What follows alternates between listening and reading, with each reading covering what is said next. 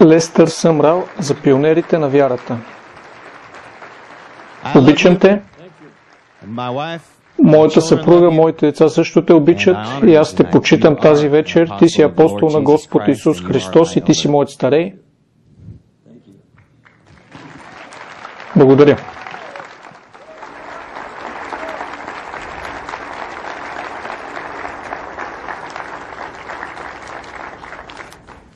Татко наш,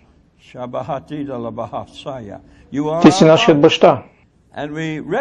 И ние те разпознаваме като нашият духовен баща, че ти си ни родил.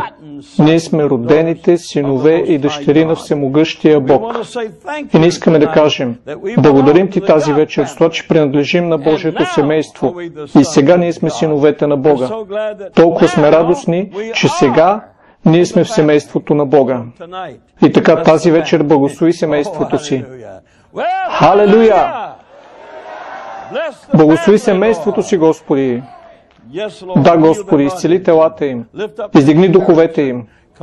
Направи ги да се радват в Бога. Твоите велики благословения излей ги върху Твоето семейство. Благодарим Ти в името на Исус. И всички хора да извикат Амин. Благодаря Ви. Можете да седнете всички. Радост е винаги да дойда и да Ви видя. Живеете в голям щат. Колко от вас вече знаехте това? Не го знаехте? Много е голям. Опитай се един ден да го прекусиш пеша и ще видиш колко е голям. Много хора с големи сърца. Този голям щат има много велики църкви в този щат. И ние сме толкова щастливи, че можем да бъдем част от вас и да работим заедно с вас в Господ Исус Христос. Тези, с които не сме се запознали преди, радваме се да ви видим сега. Господ чудесно да ви благослови. Ние сме много заинтересувани от това, което Бог ще направи в разширението. Слава на Бога! Кажи разширение. Това е, което Бог ще направи. Оголемяването на тази велика църква, която е на това място, точно тук. Ако един може да прогони 1000, двама могат да прогонят 10 000, какво могат да направят 10 000? Да. Някой ми каза, какво мисли дяволът за тебе? Аз казах, когато аз стана от леглото всяка сутрин, дявол си казва, Боже мой, той вече стана.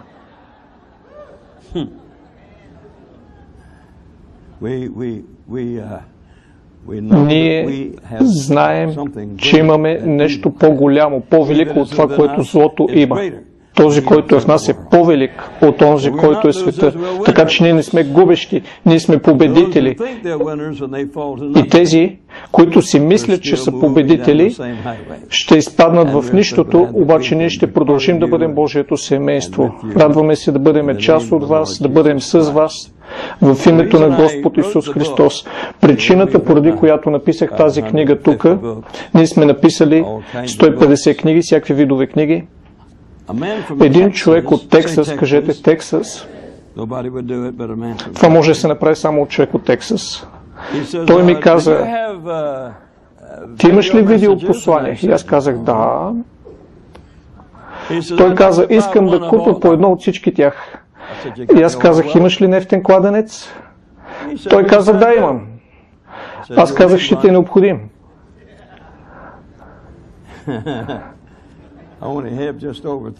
Имам над 3000 видеопослания. И взехме една голяма дървена касетка, висока почти до тавана, и му изпратихме сметка за над $30,000. Вероятно все още гледа тези видеопослания. Обаче сигурен съм, че вече няма да ме пита дали има видеопослания и дали имам още видеопослания.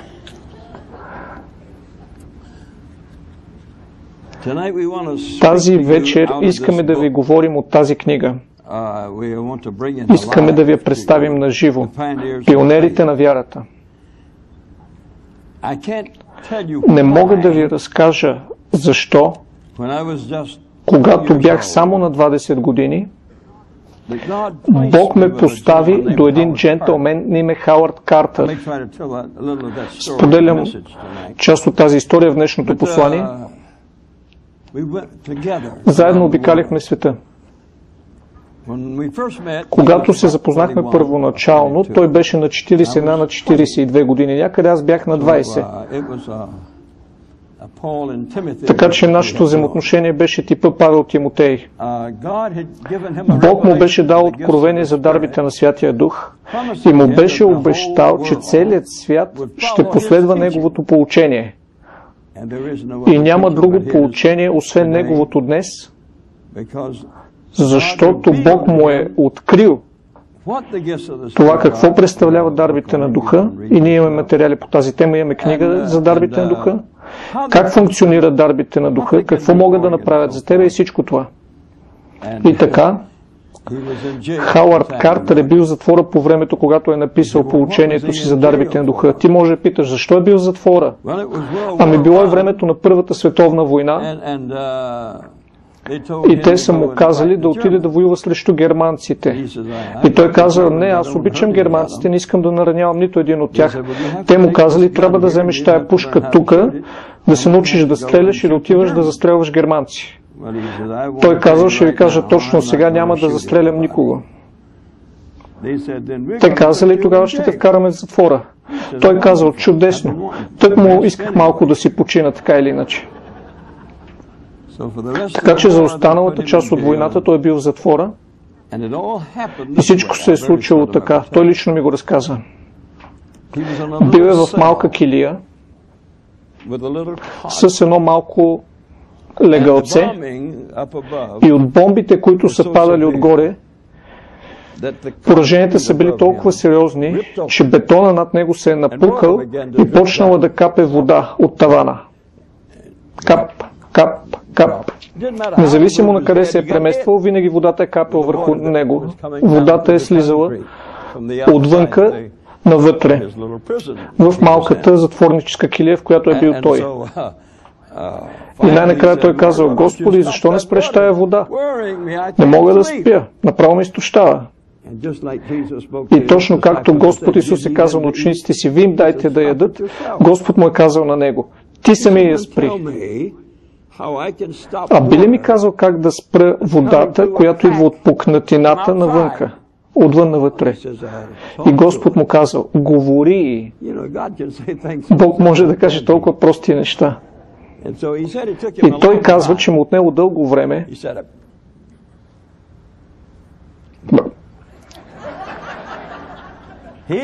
той не познавал никого, който някога преди това да е спирал водата и е искал да е сигурен, че не си играе игрички със себе си, че не му се пречуват гласове. И най-накрая нещо се надигнало от вътрешността му и той казал, вода! Връщай се обратно! И той казва, че от върха на носа му до пукнатината на тавана водата се върнала обратно и повече никога до края на войната там не е течала вода. Да. Той беше наистина мъж на вяра. Казва се Хауърд Картер. Той сега е с Господа. И неговата история е една от историите в тази книга Пионери на вярата. Причината да напишем тази книга Пионери на вярата, защото аз ставам по-млад, отколкото бях преди. Сега съм на 83 години. Разбира се, аз изглеждам на 63.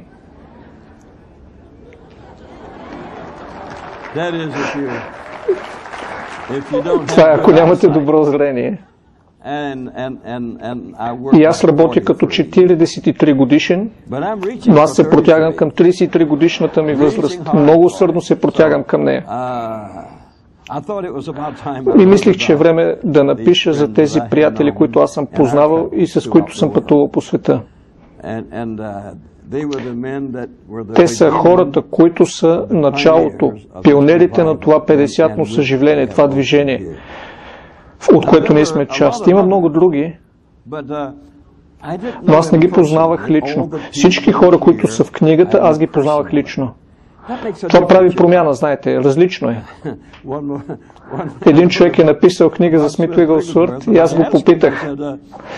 И му казах, сигурен съм, че си бил добър приятел на Смит Уигълсворт и си го познавал доста добре, защото аз лично бях такъв и 2 години живях покрай него. Той каза, нека да помисля. Да, познавахме се. Аз бях шофьора, който веднъж го закара до железопътната гара. Аз си казах, това е добра основа да напишеш книга. Да закараш един човек до гарата, бум-бум-бум-бум-бум по паветата и след това напишеш книга за него. Ние нямаме интерес в такива неща. На нас ни харесва да говорим от истински преживявания. Затова ни харесва и Библията. Братко, Библията ти казва нещата както са. Независимо дали се казваш Мойсей или Соломон, Бог ще разкаже историята както е. Така че по-добре да живееш по правилния начин, защото Бог ще разкаже твоята история. Бог ще издаде. Ще разкаже на другите как действаш ти. Така че по-добре да живееш правилно, така че Бог да има добра история, която да разкаже за тебе. Можете ли кажете ами на това? И така, за младите хора. Вижте, сега има млади хора, които проповядват, които тъкмо са излезли от наркоманското движение през последните 2-3 години. Те не знаят нищо, не познават нито един от тези хора и няма да ги познават, защото всеки един човек, който виждате тук, всички те са заминали вече и са в небето. И аз усетих, че наследство ни се изплъзва между пръстите и не разказваме на младите ни хора. А Библията ни казва специфично, че ние трябва да разказваме на нашите млади хора историята за това, което Бог е направил. И причината, поради която Израел е отстъпвал толкова много пъти, е защото бащите не са разказвали на децата как да живеят и какво е направил Бог. И е толкова добро да преповтаряш добротата на Бога и да я преразказваш на децата си и на другите хора в живота ти. Така че тази книга е написана с божествена цел. И тази цел е нашите млади хора да си знаят наследството, което имат и корените, от които са произлезли, и да имате по-велико ценене към 50-тното движение. Ние не сме се появили така случайно в съществувание и не сме дошли в съществувание от някакви произволни хора, които не могат да мислят. Не, тези хора са били гиганти в мисленето си, в отношението си и на вас ще ви хареса много тази книга. Сега, няма да проповядвам по тази тема, но всичко, което Бог някога иска от мене да направя, аз не съм искал да го направя. Колко от вас сте имали този проблем? Да. Той ме призова да проповядвам и аз му казах, не ми харесват проповедниците, нито един от тях. А той ме накара да проповядвам.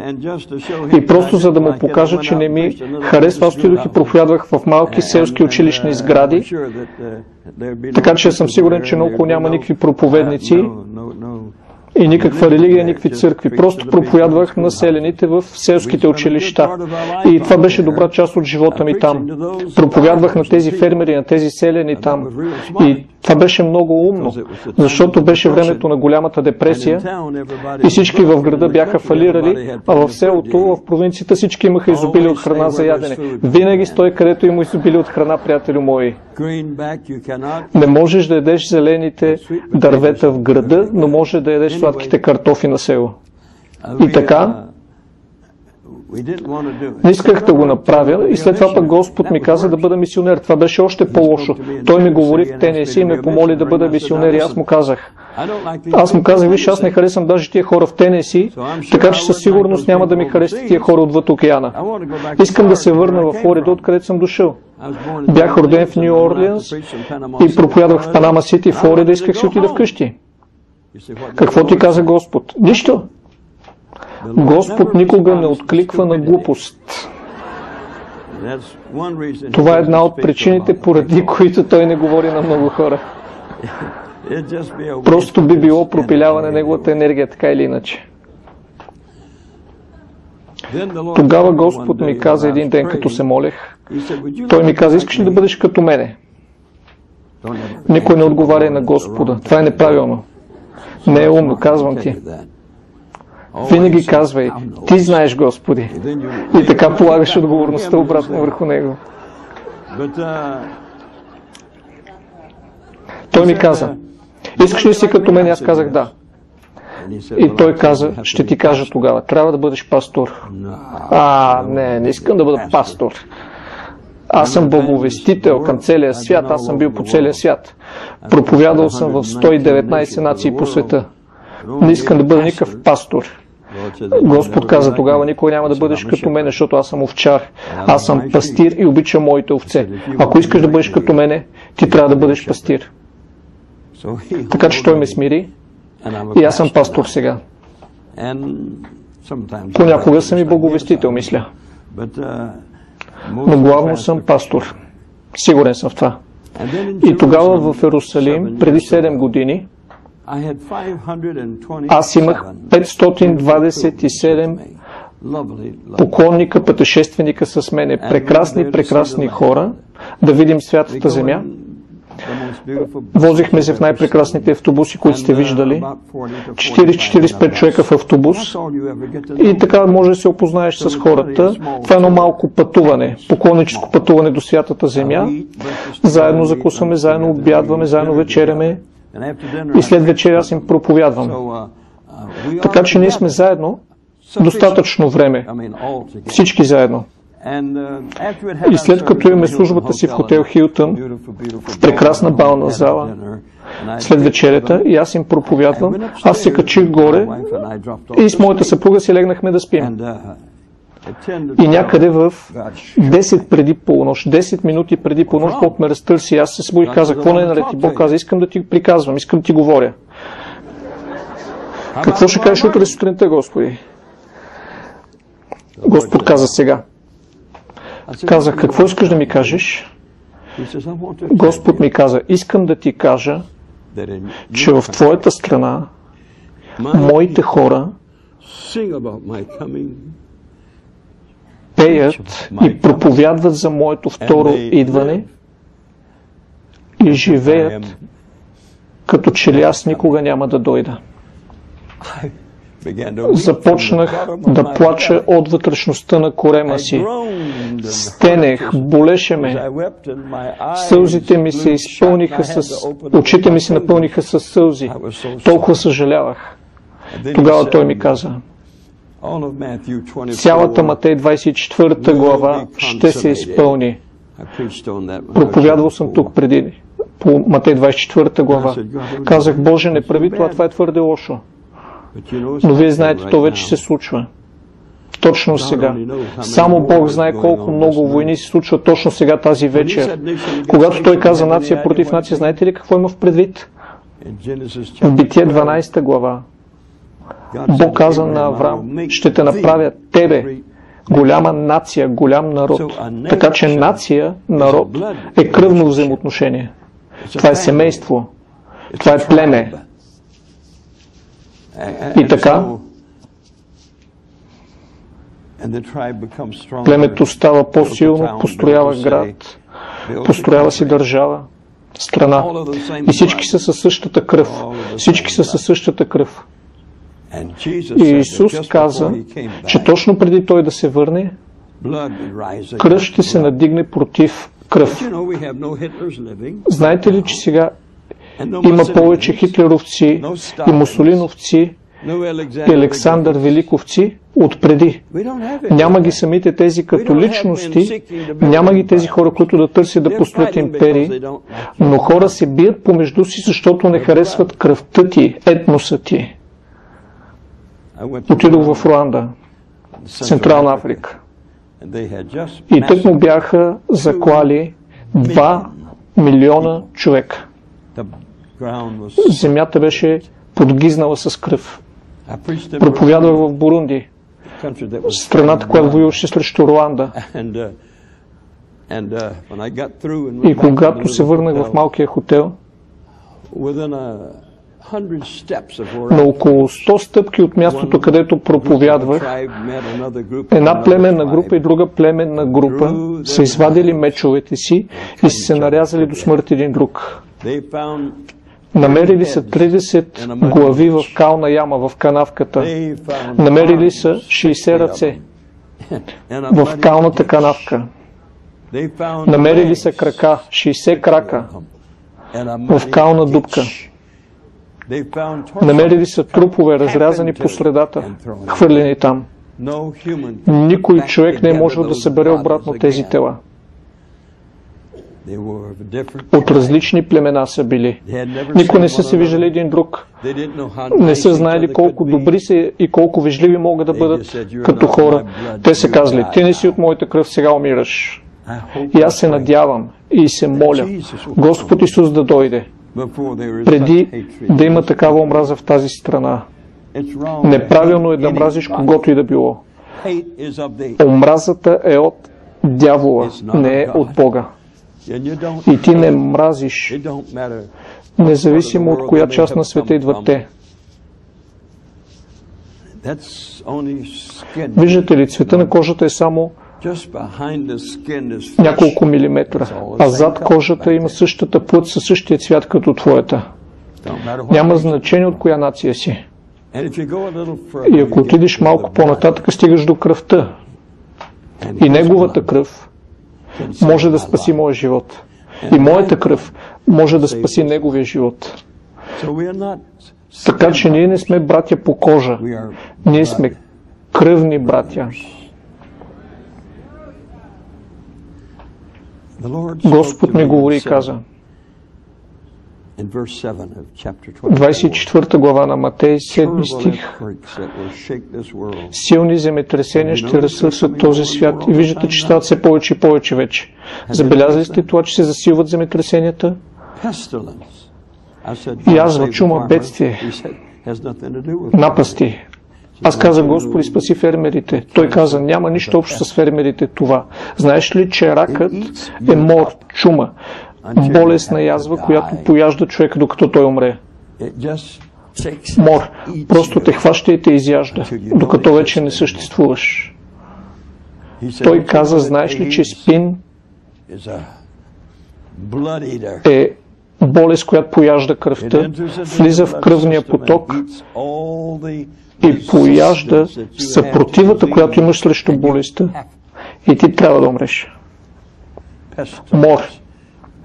И Бог каза: това са само няколко от тях. Ще има много повече преди аз да дойда. И тогава Той каза, че ще има глад. Аз седях и слушах Бога цяла нощ, докато изгря слънцето на следващата сутрин в Хилтън, в Иерусалим. Бог ми каза: знаеш ли, че аз обичам моите хора в Африка толкова, колкото обичам и тебе, обичам моите хора в Европа толкова много, колкото обичам и тебе, обичам хората си в Латинска Америка толкова много, колкото обичам и вас, обичам моите хора навсякъде. И Той ми каза: ще има голям глад в света. И аз искам ти и моята църква да направите нещо относно това. Аз казах: да, нека да отидем и да кажем на армията на спасението. Те са опитни в това. Ти ще питаш: какво каза Бог? Нищо. Бог никога не откликва на глупост. Той говореше на мене, Той не говореше на армията на спасението. Защото ние сме единствените в света, които правим това, което правим. Ние събираме милиони килограми храна. Нашия голям кораб тък му отиде за Мадагаскар от Ирландия през Индийския океан. Минава покрай Африка и сега е на път на север да се напълни с храна в Ирландия и да отиде в Югославия, защото все още там има война, избиват се един друг. Ние даваме храната на пасторите. Не я даваме на правителството. Правителството казва: защо ни дадете на нас? Какво ни давате на нас? И аз казвам: на вас ви даваме спасение. Иди в тая църква, застани пред олтара, пред амвона, спаси се и като се спасиш, ще получиш храна. Но ние не даваме храна на езичниците. Нека да се вземат от червения кръст. Знаете ли, че хората от правителството отиват в църкви, президенти са ми плакали като деца на рамената и са ми казвали: толкова съм благодарен, че ти обичаш моите хора и че ти желаеш да нахраниш моите хора. И така. Ние не искахме да правим и това, както всичко друго, което Бог искал да правя, аз не съм искал да го правя, защото аз имах църква, имах си телевизионни станции, имах толкова много неща, които трябва да правя. Имам си колеж и трябва да работя по него.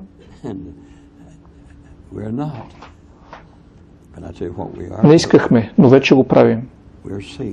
Ние получаваме спасяването на живота на десетки хиляди малки деца в страни, където има само война и смърт. Отидох в концентрационен лагер. Извинете, бежански лагер. И там имаше над 1000 човека или десетки хиляди хора, които спяха на земята с някакъв найлон опънат върху колове над тях и те се криеха под него и всичко, за което говориха сутрин, е колко бебета са умрели предната нощ, защото в тази област е студено. Нощем. И аз слушах и толкова се разгневих, защото ние вече харчихме много пари за тези големи казани с храна, за да ги храним, да им даме по едно ясния ден да останат живи. И аз казах, трябва да спреме смъртта на тия бебета. И аз поръчах над 5000 вълнени одеяла. Струват състояние от Норвегия. Страхувах се, че корабите ще дойдат толкова бавно, че до тогава много бебета ще умрат. И чрез аеролиниите Lufthansa, гигантски 747 самолети, ние доставихме в средата на Африка повече от 5000 вълнени одеяла. Показахме им как да слагат одеялата на голата земя, за да не прихванат туберкулоза от изхрачената кръв. Показахме им как да завиват децата и как на децата да им е топло и комфортно и да живеят. Говориш за това човек да е благодарен. Вие не знаете как да бъдете благодарни. Тези хора бяха толкова благодарни. Радвате ли се за това? Аз се радвам, че сте така, защото вашите пари харчат там аз. Нито един човек, нито една църква, нито една деноминация, може би, нито една страна не може да се справи с такава голяма работа. Толкова скоро тая работа ще стане толкова голяма. Ако Америка няма жътва тая година, милиони хора ще гладуват по лицето на земята. Обединените нации ми написаха, че има над 1 милиард гладни хора по света, които умират от глад. Това е един от 5 човека от всички човешки същества. Те си лягат вечер с празен стомах. Не виждам как Америка може да спи толкова спокойно. Американците с наднормено тегло ядат най-добрите храни от целия свят. А там има малки прекрасни хора, които казват: Татко наш, който си е небето, дай ни днес ежедневния хляб. Аз не мога. Затова ние даваме тая част от живота ни, за да благословим тези приятели. За нас няма значение от коя страна са. Ние обичаме всички. Няма значение от коя страна са. И на места като Бурунди и Руанда, те са врагове помежду си, те се избиват един друг. Но те нямат нищо, напротив, ние да даваме храна и на едните и на другите. Когато става дума за храната, вече историята е различна. Защото ние не искахме нищо за храната. Беше напълно безплатна за тях. И така ние правим това. Нашите кораби са на път за там, също самолета ни Херкулес са на път за там, за да можем да им доставим храната. И ние ги храним. Ако се радвате за това, извикайте амин. Да. Господ се радва за това. Всеки един човек, всеки мъж, всяка жена, всеки човек се ражда и прави решения, и тези решения ги правят тях, какви да бъдат. И това са хора на велики решения. Те са решили да бъдат ученици на Господ Исус Христос. Това са хората, аз казах тук, според Евреи,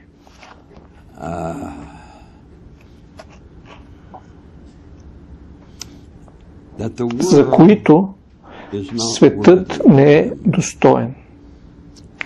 Евреи, 11 глава, 35, доколкото си спомням, хора, за които светът не е достоен.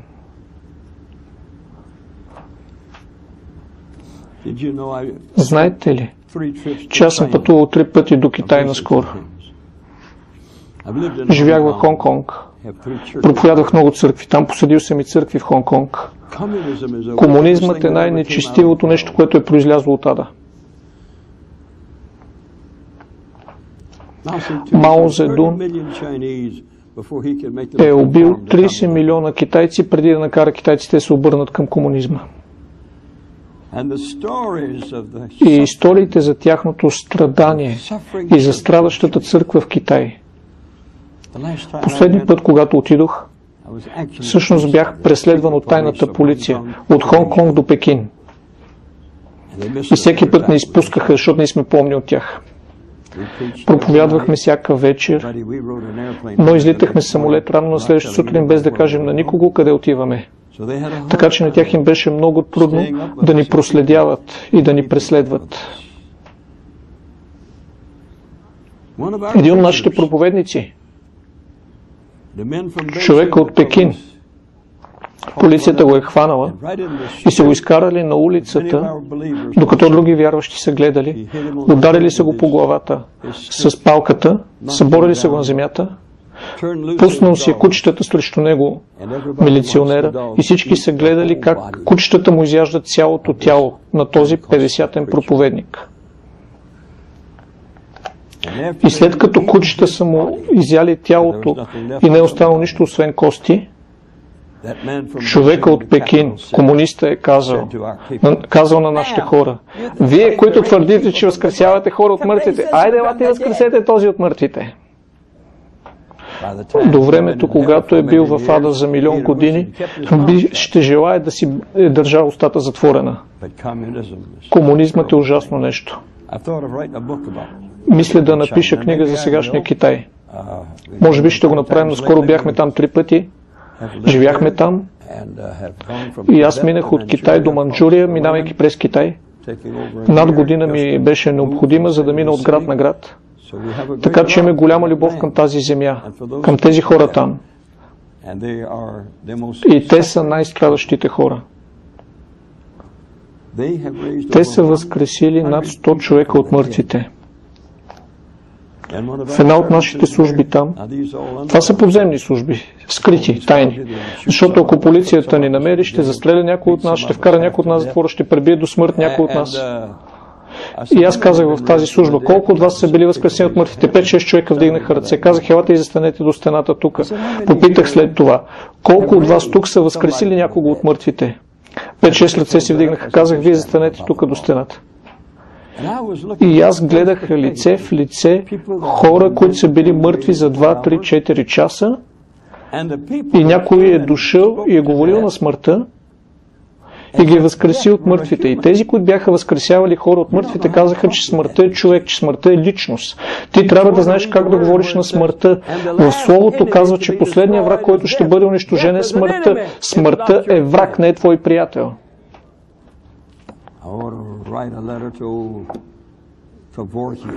Ще напиша писмо на стария Траворхиан, на стария дявол,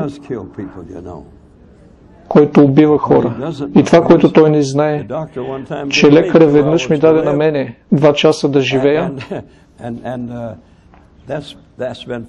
Това беше преди повече от 500 000 часа, а самият ми лекар, който ми даде 2-3 часа живот, е мъртъв от 200-300 000 часа. Само защото някой е казал, че ти ще умреш, не означава, че ще умреш. Бог е този, който издава присъдата.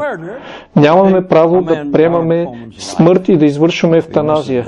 Бог има властта над това. Нямаме право ние да убиваме човек. Тук в тази книга имаме мъже и жени, за които аз казвам тук: светът не беше достоен за тях. За които светът не беше достоен. Ти може да кажеш, разкажи ни малко за тях. Някои от тези хора, книгата, която нямате и няма да я получите тази вечер, имаме само около 200 от тях, нямаме достатъчно.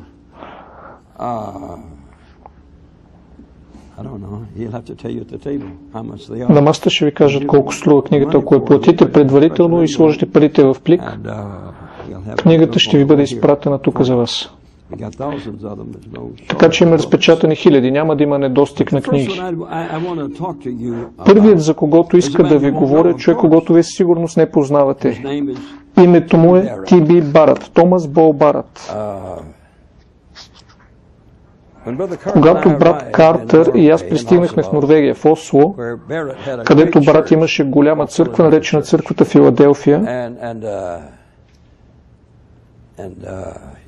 и той каза, как се казваш? Аз казах, моето име е Съмрал. Той каза, ще те преименувам All Summer, цяло лято. Това не е начина, по който да накараш човек да те хареса. Срещаш го за първи път и му сменяш името. Но този човек, Барат, Т.Б. Барат, той е бил методистки пастор и е бил изпратен в Америка от методистката църква в Норвегия, за да събере средства, за да построят нови сгради в Норвегия, и така той е дошъл висок, изправен, държейки се като първокласен джентълмен, умен човек, имаше мозък, с велика църква имаше. И той е дошъл в Америка да събира пари. И като е бил тук за известно време, някой му е казал, ти чул ли си за съживлението, което Бог има тук? Не. Ела, ще те заведа тая вечер. И Томас Бол Барат ми разказа, че когато се е осъзнал, главата му е била под пияното и е говорил на езици. За един такъв изискан джентълмен да си намери главата под пияното, приказвайки на непознати езици, е малко странно, нали така, неприлично. Но той си е съкратил посещението в Америка и се е върнал в Норвегия. И казва, че епископът е събрал всичките проповедници и Томас Барат им е казал, получи го, и те си мисли, че става дума за пари. Но той не е донесъл никакви пари. И ето методистските пастори събрани заедно да видят колко хиляди пари е събрал той, за да построят нови църковни сгради или нещо такова. И той им прочел Деяния 2 глава. И казал, братя, получих го. Аз говоря на непознати езици. Епископът казал, не си го получил тука. И го изгонили от църквата. Това не го е притеснило много. Той отишъл в Англия с епископална църква.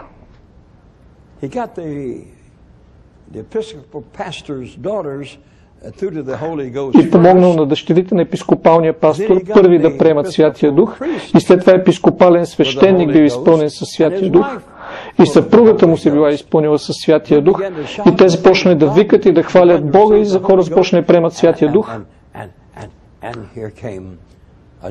И ето, идва един господин джентълмен на име Уигълсворт. И той никой не е чувал преди това за него, освен че имал съживление. И той отишъл в тази епископална църква, за да види съживлението. И Смит Уигълсворт получил Святия Дух там. Там е отишъл и Хауърд Картер. И той бил епископален свещеник. И там е отишъл и Доналд Джи. И много от лидерите са били там. Така че това са хората, които са утвърдили пълното благовестие в Англия. Човека от Норвегия, Томас Болбарът, е утвърдил пълното благовестие в Англия. Върнал се вкъщи за кратко време и след това прекусил и отишъл в Швеция. И намерил там един млад човек на име Леви Петрус, баптистски проповедник на малка църква с 100 човека, нещо такова. И той сяда и чете Библията на него и му казва: ти би ли искал да приемеш Святия Дух? Защото аз съм методист и аз получих Святия Дух. Със сигурност Бог ще кръсти и баптист в Святия Дух. Би ли искал Святия Дух? Леви Петрус казал: да, искам го.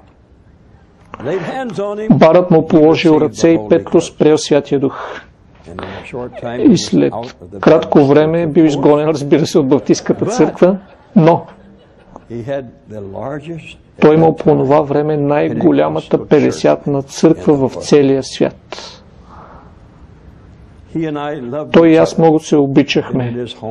Аз съм бил в дома му, хранил съм се там с неговото семейство заедно. Проповядвал съм няколко пъти на Авона му, от Авона му, в няколко случая, понякога една седмица наред, 2 седмици наред. Бяхме толкова близки приятели. С Леви Петрус, когато дойдох в Америка, Леви Петрус дойде в моя дом, в моята църква в Саут Бенд, Индиана. И ние станахме много близки приятели. Ако има нещо относно тези хора, за които съм написал в книгата, всеки един от тях е имал определена цена, която да плати. Това не е споменато в книгата. Преди те да могат да приемат пълнотата на Бога, те са можели да си останат в техната деноминация и да не разтърсят света. Знаете ли, голямото съживление в Бразилия, колко от вас са чули за голямото съживление в Бразилия? То предизвиква католическата църква там. В Бразилия сега има повече 50-ници, отколкото римокатолици. И има битка, която се случва. Духовна битка. Там, в Бразилия. Шведските мисионери са го направили. Шведските мисионери са занесли съживлението там. Когато отидох там за първи път, аз минавах от град на град и говорех в тези църкви, построени от шведите. 3-4 хиляди човека. Ние си мислим, че това са големи църкви. Сега имат църкви, които имат седящи места за 25 хиляди човека. Има толкова много хора, че изпразват сградата и напълват на много няколко пъти на неделя. Бог благославя. Приятелю, това са последните дни преди Исус да дойде. И нека да не бъдем като фарисеите и садукеите от преди 2000 години, пълни с доктрина, но без духа, така че да не разбираме какво прави Бог. Те са можели да цитират Исаия, и Исус е може да мине покрай тях и те да не го разпознаят. Така че не какво е в главата ти, а какво е в сърцето ти. И този човек, Томас Болбара, той не се е спрял, той не се е отказал. Той е занесъл това благословение в Дания. Занесъл го е във Франция. Занесъл го е в Швейцария. Занесъл го е в Индия. Един човек.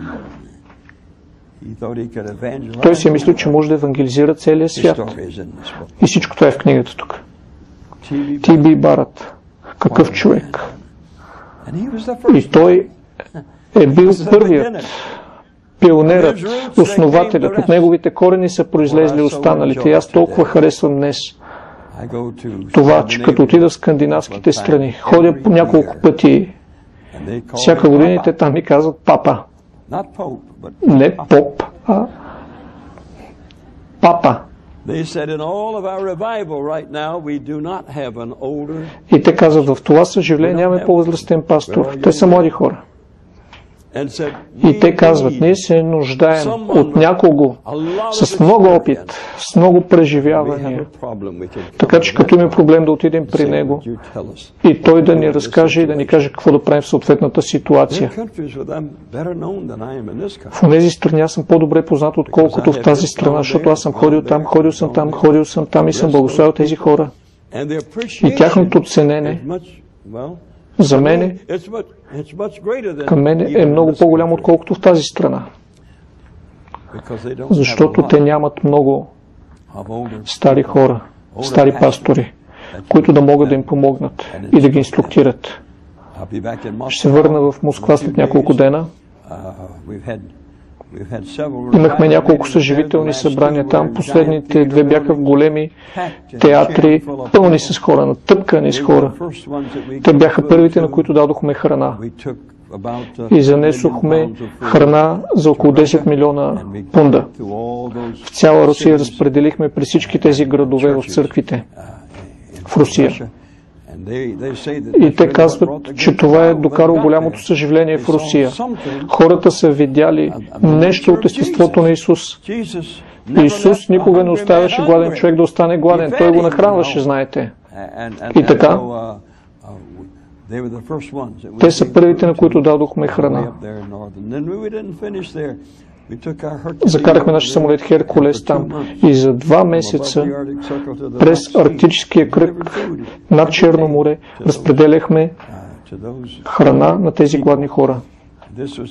Това беше времето, когато Горбачов беше отрязал комунистическата партия и беше казал, искаме да сме демокрация, и хората отишли за купони за храна при правителството и вече нямало купони за храна от правителството и те не са имали нито храна, нито пари. И ето тогава идва Исус. И чрез църквите започнахме да храним хората. Братко, това донесе нова радост, нов мир на тази нация. Не се ли радвате за това?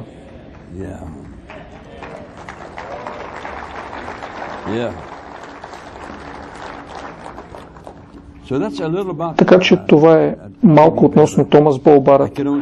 Мога да ви споделя само за 2-3 от тях тази вечер. Искам да ви разкажа за Хауърд Картер. Хауърд Картер произлиза от отличително богато семейство. Когато отидете в Англия и чуете големите камбани да звънят от катедралата Свети Павел, неговият баща е направил инструмент, електрическото устройство, което пуска камбаните да бият. И същия дух беше в Хауърд. Той беше изобретател. Всичко, което погледнеш, той можеше да го направи по-добре. Имаше такъв дух от баща си. И когато Бог го изпълни със Святия Дух, той е казал, вече никой няма да докосвам това. Просто ще получавам Божието Слово. И Бог му е дал дарбите на духа. Слушайте историята. Бях в Тенеси и Господ ми говори. Бях в училищна сграда и във видението виждах японци, китайци, и манджурци, и тибетци, и индийци, африканци, латиноамериканци, европейци с милиони. И казах, Боже, какво е това? Това беше по време на църковната служба, аз бях отстрани там. И Бог ми каза, всеки един е на пътя на живота. И това е пътя на живота. Пътя на живота, на който са всичките. И аз казах, не е ли прекрасно това? Той каза, да, прекрасно е. Ти трябва да проповядваш на всеки един от тези, на всички тези нации. Аз казах, не, няма. Не ми харесват даже хората в Тенеси. Ще се върна в Флорида, където си ми е мястото. Там, в Южна Флорида, отивам си вкъщи. Какво каза Бог? Нищо. Бог е наистина умен, знаете. Държи си устата затворена, защото понякога мълчанието е по-силно от думи. Не можех да се измъкна от това видение, защото аз видях тези хора как падат в огненото езеро. Със собствените си очи видях това във видението. И Господ ми каза, ти трябва да отидеш при тези хора. И така, когато бях на 20 години, аз напуснах, за да отида при тези хора тръгнах към тези хора, но аз проповядвах в Оклахома и Господ ми говори и каза, иди в Еврека Спрингс, Арканзас. И аз си спрях събранието послед седмицата и отидох в Еврека Спрингс. И там говореше Хауърд Картер, за когото никога не бях чувал, не знаех, че той е главният председател на 50-ното събрание в Англия. Но като излизаше от вратата, аз си протегнах ръка да му стисна ръката и да му благодаря за проповедта, която не разбрах много добре, защото в Англия, знаете, не говорят много добър английски, като нашия тексаски английски. И така, когато му стиснах ръката, аз му казах, ще отида с вас на най-високата планина, ще отида с вас през най-дълбоката долина. И си помислих, не знам защо казвам това. Казах, ще отида с вас през водите на океана, през пустините на земята, на сушата. И си казах, не мисля, че ще направя това. Извинете се, простете ми. Той каза, чакай малко. Ела с мене в моята стая. Хотела беше на половина уличка оттам. Отидохме в стаята му и аз си казах, той е главният директор на 50-ните църкви, така че сега ще ме обработи доста и ще ме обиди, ще ме накаже. Влязохме в стаята, той отиде в ъгъла и отвори една малка книга и почна да чете от нея. И аз си казах, Боже мой, той изучава сега как да ме бие по главата, как да ме изобличи, за това, че съм луд. Той се върна при мен и каза, какво мислиш за мисиите? Харесват ми мисиите. Той каза, призван ли си да бъдеш мисионер? Да, сър. Към коя страна? Аз казах, видях ги всичките по целия свят. Искаш ли да ти кажа нещо? Да. Миналата година в Англия Господ ми каза да отида и да получавам за дарбите на Святия Дух в нациите по света. Той беше стар ерген, Хауърд Картер. И Господ ми каза, приготвил съм ти другар, който ще дойде отдалече, той ще бъде непознат за тебе, когато дойде при тебе, и той ще каже, ще отида с тебе на най-високата планина. Можех да припадна. Ще отиде с тебе в най-дълбоката долина. Никога не бях казвал това на никого. Бих се оплашил, че си помисля, че съм луд. Но тук аз бях повторил пророчеството, което Бог му е дал в Лондон, на 4000 мили разстояние, 6000 км разстояние, една година преди това, и то се беше изпълнило. Толкова се зарадвах, такъв екстаз ме обзе, че не знаех какво да правя. От 17 годишна възраст бях проповядвал, сега бях на 20 и си мислих, че съм ветеран. Не знаех по-добре от това, че на 20 години не съм ветеран. Има много 20 годишни, които си мислят, че са ветерани. Един младеж в Тулса каза, ако Хеген умре, ако Съмрал умре, ще има място за нас по-младите мъже в движението. Приятелю, има изобилие от място за вас. Отивай да работиш, ставай си от задника. Това ще помогне.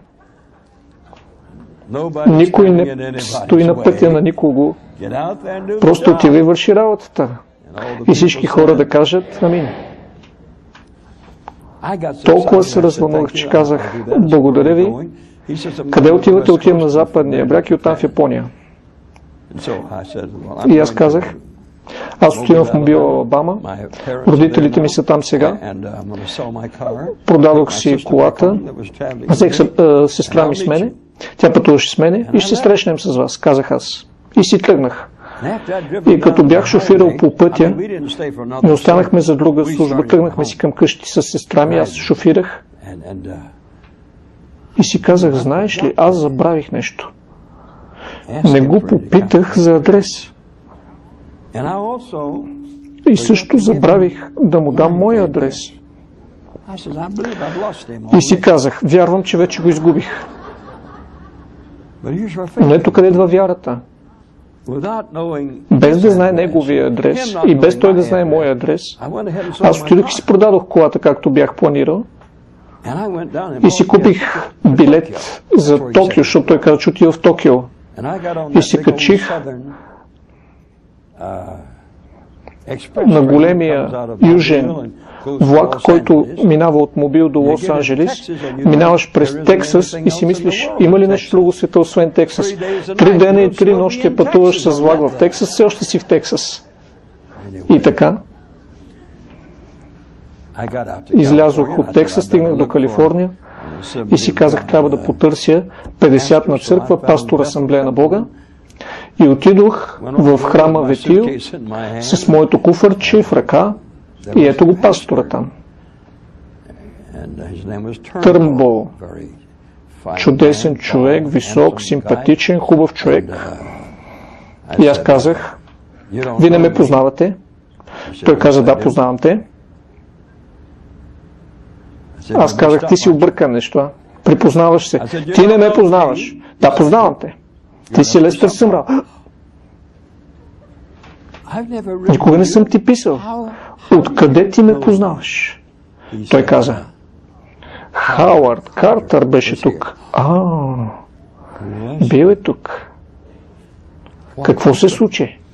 Той ми каза, че ти ще пристигнеш на тази врата и че аз трябва да се отнеса много добре към тебе и ти дам добро дарение. И аз казах, той откъде знае?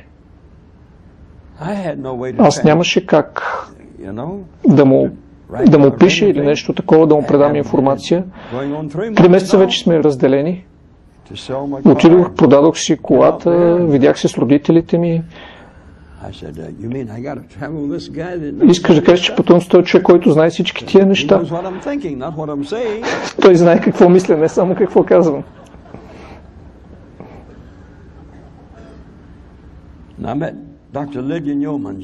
Бях на гости при сестра Лилиан Йолманс, лекарка по медицина, пенсионирана. И тя чула, че ще обикалям по света и каза, ела тук да вечеряш. Така че отидох в дома и там на Манхатън Бич да вечерям един път. И като влязох през вратата, тя каза, коленче там долу. Имаше малко такова квадратно килимче. И аз коленичих на него. И тя ме хвана за главата и каза, направи го нещо. О, благодаря ви, благодаря ви. Боже, на какво се натъкнах тук? Тя се моли с най-твърдата молитва, с която някой се е молил за мене.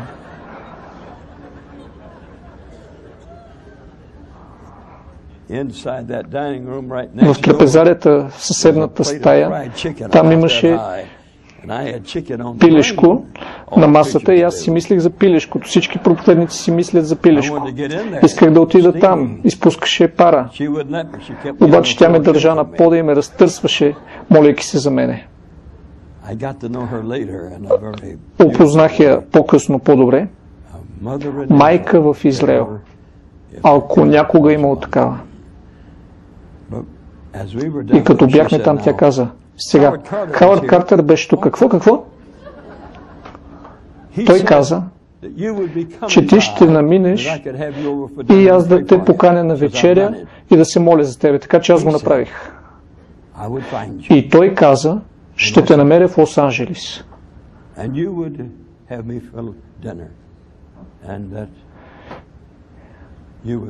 И така аз вечерях и тя ме благослови и си казах, страхувам се от този човек. До сега съм срещал само с нормални хора. Никой не съм срещал някакъв такъв човек преди. Най-накрая се качих на парахода, обаче нямаше кораб за Токио, така че казах, Боже, какво да правя? И Бог каза, започни от дъното на света и да бути нагоре, ще го намериш. И аз казах, наистина ли? Така че си смених билета, за да отида в Австралия. И си казах, на мен това ми изглежда още по-ненормално. Аз си мисля, че той е в Япония, пък тръгвам към Австралия. Отидох в Уелингтън, Нова Зеландия, след около 30 дена пътуване с параход. Пристигнах рано сутринта, когато кораба пусна котва, и аз си казах, сега ще намеря някоя църква, Божието събрание, асамблея на Бога, 50-на църква, да общувам с някой, закусих, слязох на брега и почнах да обикалям църквите, методистка, баптистка, лутеранска църква, но никой не беше чул за 50-на църква, Божието събрание, асамблея на Бога. Това беше преди дълго време. Никой не беше чул за такава църква, даже пасторите не бяха чували за такава църква. И аз си казах, Господи, аз си мислих, че ще срещна този човек някъде тук. Къде е той? Той нищо не ми каза. Търсих и не намерих 50-на църква и най-накрая се облегнах на един стълб за осветление и си казах, май ще се връщам на този стар параход, още 30 дена да пътувам. Идва един човек по улицата и аз го питах, господине, знаете ли нещо за 50-на църква тук? Той каза, не, но бих искал и да се присъединя към такава църква. Защо? Защо не ти казвам да се присъединиш към църква асамблея на Бога? Знаеш ли нещо за такава църква? Още не, каза той. Но аз съм търсил центровете на Бога дълго време. Грешниците на Бога. Аз не казах грешниците на Бога, казах събранията на Бога. Не знам за такава църква. О, Боже! Роден за проблем. Друг човек мина, аз казах, ела тук. Казах, има ли църква в този град, където понякога казват Халелуя! Той ме погледна. Също казват Слава на Господа! Той ме погледна. Е така със странен поглед. И също казват Амин! Той каза, да, мисля, че има една такава. Там по улицата, прекоси железопътната линия, зави наляво и горе на хълма, има малка бяла църковна сграда. Мисля, че тези търсиш. Отидох там. Искате ли ви разкажа останалото друг път? Тази вечер искате да знаете добре. Хауърд Картер се е качил на параход да отиде в Токио и кораба спрял в Хонолулу да спрат за 2-3 дена. И там той изпратил телеграма, получил телеграма от Нова Зеландия. Благоговейни Картер, моля, не отивайте в Токио, идете в Лидърн и елате, има тук голяма конференция и нашия говорител е болен. Не може да проповядва. Моля ви, елате. И той отишъл там, сменил си билета. И точно когато аз съм напускал за Уелингтън, той е бил там. Бил е в конференция на проповедници в планините и след обеда се е молил, без да сме се виждали, сме се чували от дълго време сега, повече от 3 месеца, може би 4 месеца. И той е коленичил и казал, Господи, къде е младият човек, който ще ми помага да се качвам по планините? Къде е той? И Господ му е казал, той е на кораб в пристанището Уелингтън и той ще слезе и ще търси църква асамблея на Бога утре сутринта. И Господ му е казал, той ще намери човек, който ще му каже как да те намери. И той ще бъде в къщата на пастора в 10:58, 2 минути преди 11 часа сутринта. Хауърд Картер е излязъл от стаята си, където е стоял, повикал и проповедниците заедно, казал им историята и те се спогледали един друг и са му обърнали гръб и са казали, този е ненормален. Изумително колко малко вярват някои 50-ни проповедници. Не вярват много. Тогава каза, нека му направим капан. Повикали човека от Уелингтън и му казали, отивай си вкъщи. И Картер казал, утре в 11 часа, 2 минути преди 11, ще има човек на вратата ти, име Лестър Съмрал. И брат Картер написал на визитна картичка на гърба ми, написа бележка, ще те срещна в Австралия след 2-3 месеца. И е връчил това на човека и така стоям до вратата а изпратили го вкъщи. Така че той се качил в малката си кола и шофирал обратно до града, до Уелингтън. И цяла нощ разказвал на жена си за това смешно нещо, което се случило на конференцията. Той казал: аз не вярвам в това, но утре ще разберем. Утре в 11 часа. 2 минути преди 11 аз се качвам по стълбите и похлопвам на вратата. Похлопах на вратата. Стъпих малко назад. Той отвори вратата. Голям мъж изпълни цялата врата. И аз казах: сър, вие не ме познавате. Но той каза: да, познавам те. Бихте ли ми позволили да говоря, моля, казах аз. Никога не съм писал на никого в тази страна и вие не ме познавате. Ти си Лестър Съмърал, каза той. Аз казах: задръж, откъде знаеш това? Той каза: Хауърд Картер. О, казах си аз, его пак този човек. Къде е той? Той е на служителска конференция за служители от различните деноминации и ги учи на Божието Слово. И аз бях изпратен тук с тази бележка, че ще те срещне в Австралия през следващите няколко месеца. И така, ти казваш: какво случи, брат Съмърал? Ами словото на знание се случваше. Дарбата слово на знание. Той знаеше къде съм аз в точния момент на кораб в пристанището.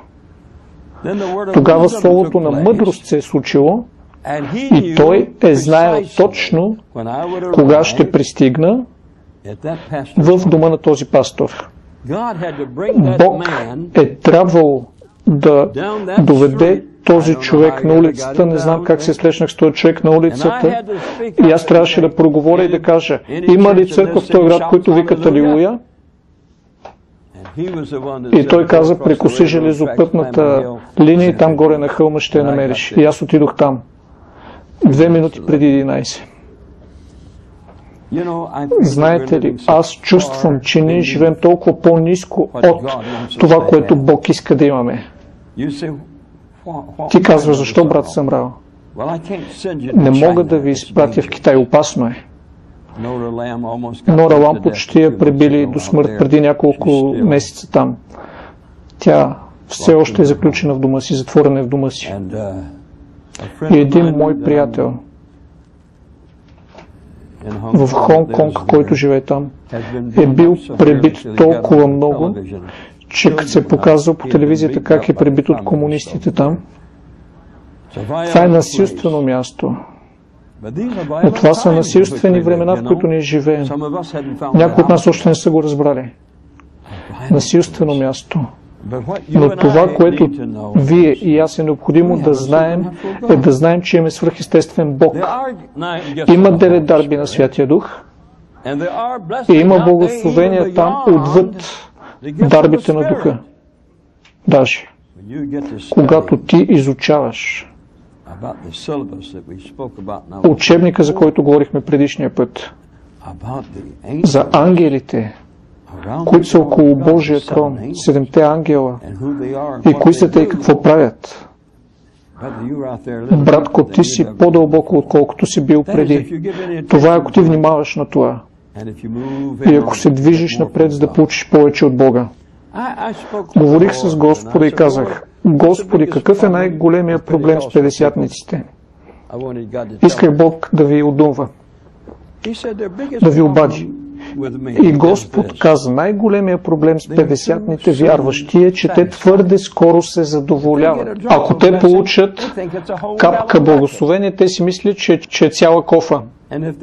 И ако те получат кофа благословение, те си мислят, че не е гарския водопад.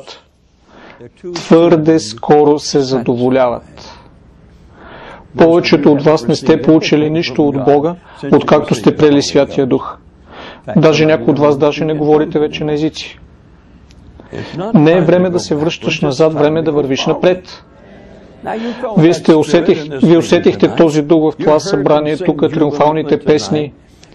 Пастора ви говори с нещо устремяващо се напред от вътрешния му човек към вас, за да ви благослови. Така че ние имаме тези неща, но Бог иска да се придвижим в тях. Можете ли да кажете амин? Аз вярвам, че това е времето Бог да извърши велики и мощни неща по лицето на земята.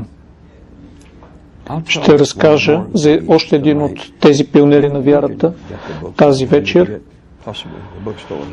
Намерете си тази книга. Книгата е издадена от Харисън Хаус. Може да я прочете от тях в Тулса или от нас. Имаме няколко бройки тук. В Англия е имало двама братя на име Джефрис. Братята Джефрис. Чули сте за братята Джефрис? Ето защо написах книгата.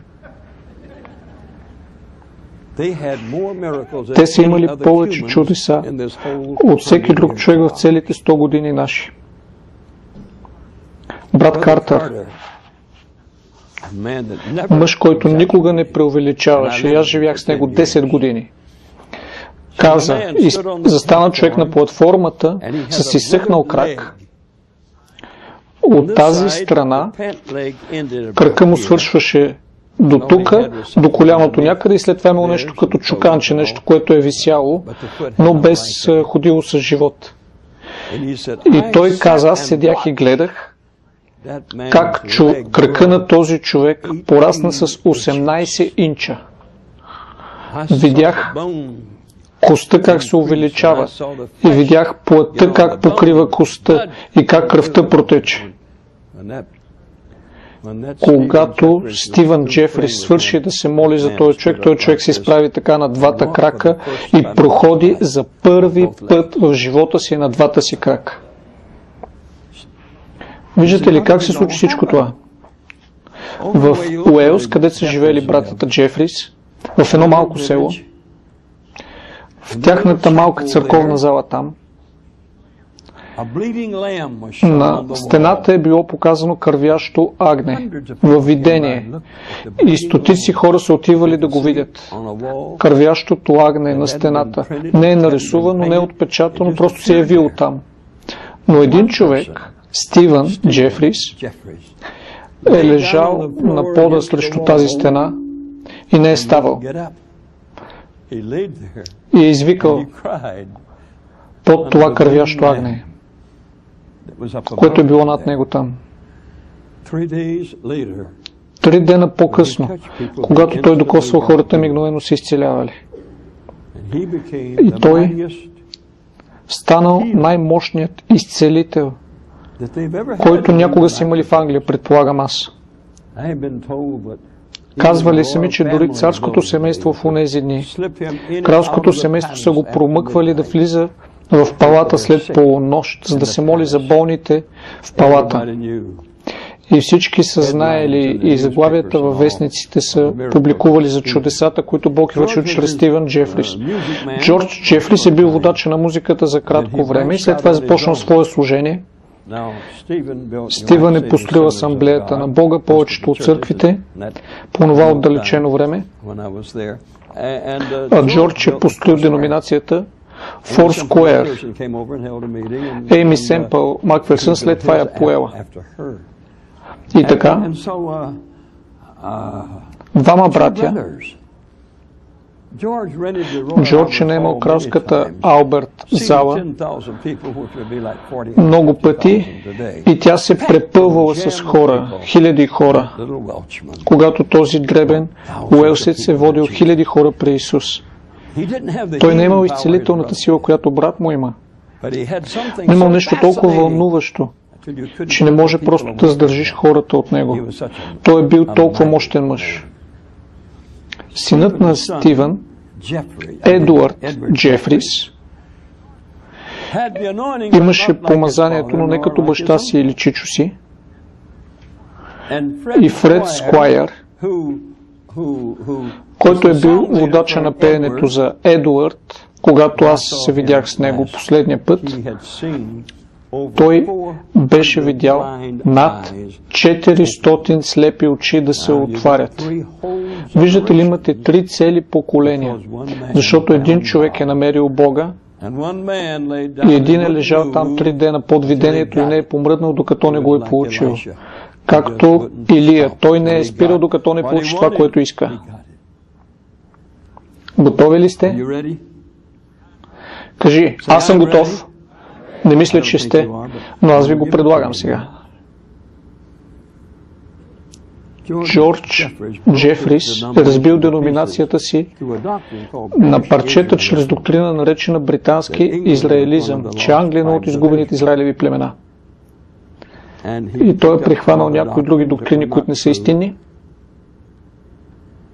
И когато е умрял, е имал 12 човека, които са присъствали. И във вестника е имал 2 реда, 2 изречения.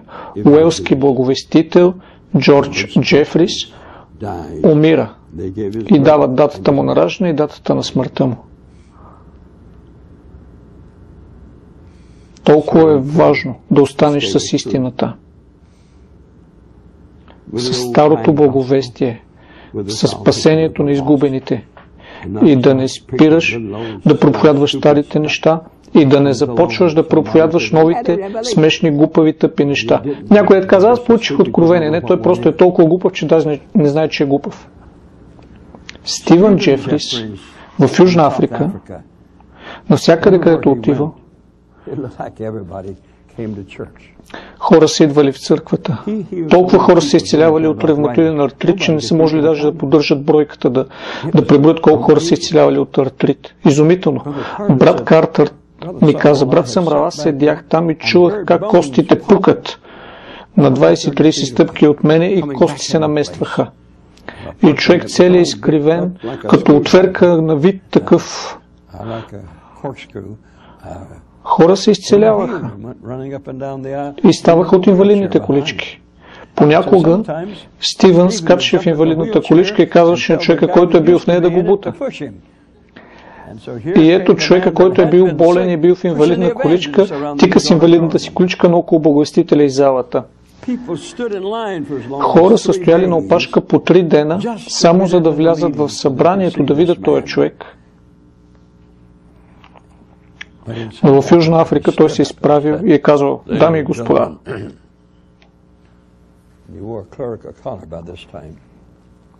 повлиян от известността, казал, целият свят е в краката ми.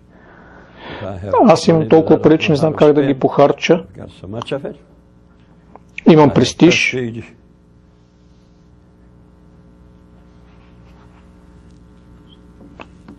След 6 месеца се разболял от ревматоиден артрит.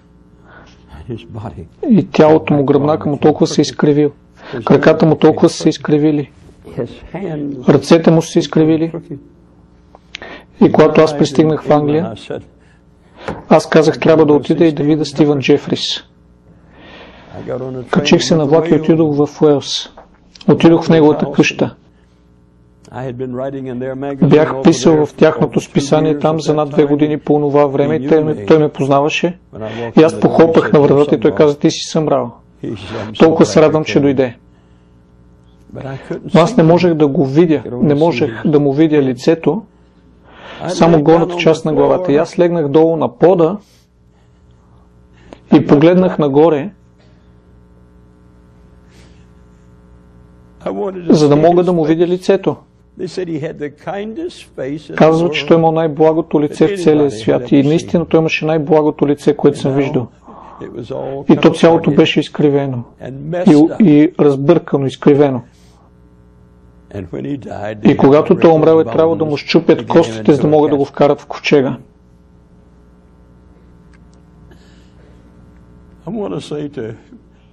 Искам да кажа на себе си и на вас, и на всички тези проповедници, които са били велики и вече не са велики. Исус получава цялата слава. Ние не получаваме никаква слава. Историята на тези 2 мъже е тук в тази книга.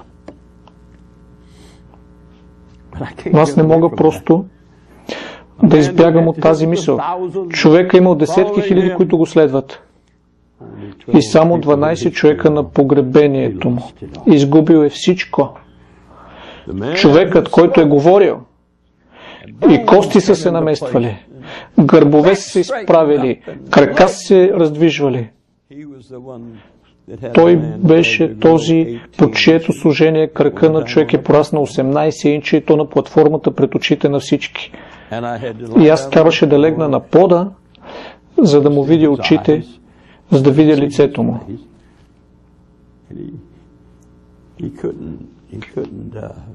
Той не можеше да се ръкостиска с мене. Положи си ръката върху моята ръка и каза: Бог да те благослови, млади човече, Бог да те благослови. Драматичен момент, не може да го забравиш. Но думите, които се надигат вътре в тебе, са: как паднаха силните. Като историята на Самсон, знаете. Има хора тук тази вечер. Нуждаете се да смирите себе си пред Бога. Той е дарителят на всички неща. Той е дарителят на живота. Той е дарителят на изцелението. Всички добри неща идват от Него и нищо не идва от нас. Ние сме просто тези, които ви го донасяме, даваме ви го, но той идва от Него. Можете ли да кажете амин? Това е причината, поради която, като Божий агнец, Той пренесе себе си в жертва на планината Голгота, за да бъдем всички ние спасени. Нека да се изправим, моля. Всеки един човек тук, който не е сигурен в спасението си, ела сега. И застани точно тук, бързо. Бързо ела сега. Хайде. Всеки един човек, който е отстъпил, ела и застани тук. Исус те обича. Той те обича.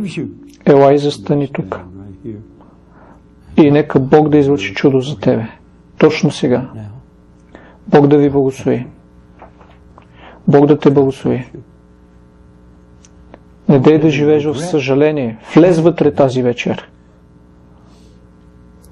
Ако лекарят или болницата са ти казали, че не можеш вече да живееш поради болест, искам и ти да дойдеш. Застани точно тук. Ще направите ли това? Искам да го направите. В името на Исус. В името на Исус. В името на Исус. Алелуя. Пасторе, напълно забравих за дарението. Съжалявам. Забравих за дарението. Моля, бъдете търпеливи с нас и благословете гладните хора по света. Защото не знаем колко време ще служим на тези животи тук, на тези хора. Пастора ще дойде и ще приеме дарението точно сега. И след това ще се моля за тези хора, които идват. И ще се моля за всички вас. Колко от вас искате благословение тази вечер? Бог е благословител. И ние ще се молим за всички вас. Така че бъдете търпеливи. Слава на Бога. Пасторе, заповядай.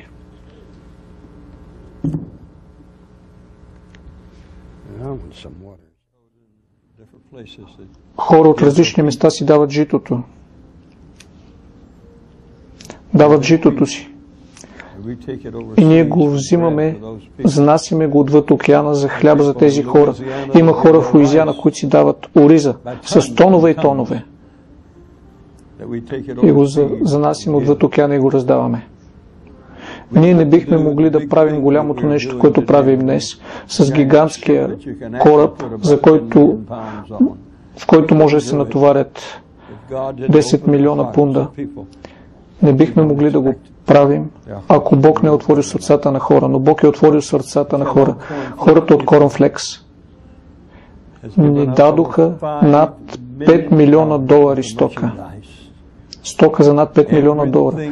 Всичко, което те печелят от цялото това нещо, като компания, те ни дават тонове от него. И по целия свят това се яде днес. Имаме складове сега, които са препълнени и чакат кораба ни да дойде тук, за да го напълним и да разнесе храната. Може би някои от вас сте фермери и можете да помогнете с храна. Може би познавате големи компании, които правят мляко на прах или нещо такова, месо в консерви. Трябва да е нещо трайно. Молете се относно това. Това не е единственото нещо, което можете да направите. Всъщност всеки един от нас може да пости 2 ястия на седмица и да даде тази сума, за да нахрани гладните и ще опази с няколко семейства живи само с това. Ще ги опази живи с 2 твои ястия, защото се отричаш от себе си и даваш на другите. Молете се относно това. Мислете относно това. Това е голяма работа. Става по-голям през цялото време. Това е преодоляващо нещо. Но Бог има всички отговори. Можете ли кажете амин?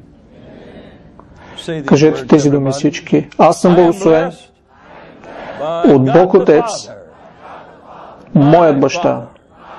Аз съм благословен от Бог Сина, моят Спасител. Аз съм благословен от Бог Святия Дух, моят Утешител. Аз съм благословен чрез кръвта. Очистен съм чрез кръвта. Аз съм благословен от Библията. Тя ме направлява и ме учи и ме благославя. Аз съм благословен в моето семейство. Аз съм благословен в моята работа. Аз съм благословен в моята църква. Аз съм благословение. Аз съм благословен в моят дух. Аз съм благословен в моята душа. Аз съм благословен в моето тяло. Библията казва, че Бог живее в моето тяло. Аз съм в Бога и Бог е в мене. Чрез раните на Исус, които бяха на Неговото тяло, моето тяло е изцелено. Точно сега. Точно сега. Болест, махни се от тука. Махни се. Болка, махни се. Сърдечен проблем, махни се. Умствен проблем, махни се. Точно сега. Аз приемам изцелителната сила. Халелуя! Халелуя!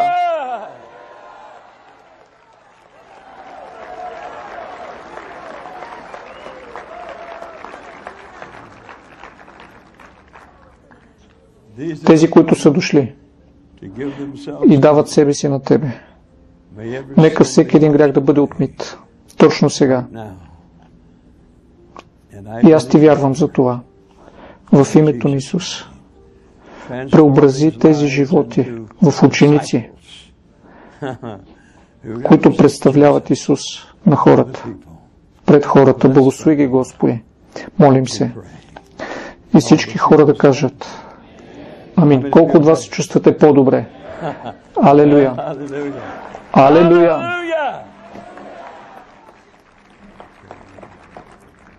О, кръвта на Исус!